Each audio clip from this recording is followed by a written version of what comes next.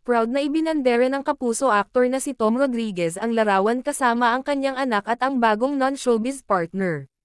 Ngunit hindi gaya ng iba, may paeksena ang aktor dahil nakatalikod sila sa mga larawan at hindi kita ang kanilang mukha kaya di pa rin alam ng netizens ang kanilang mga itsura.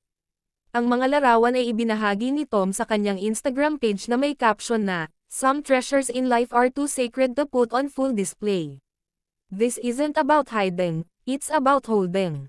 Iginiit naman ni Tom na hindi niya itinatago ang kanyang mag-ina sa publiko bagkus bais lamang niya itong protektahan.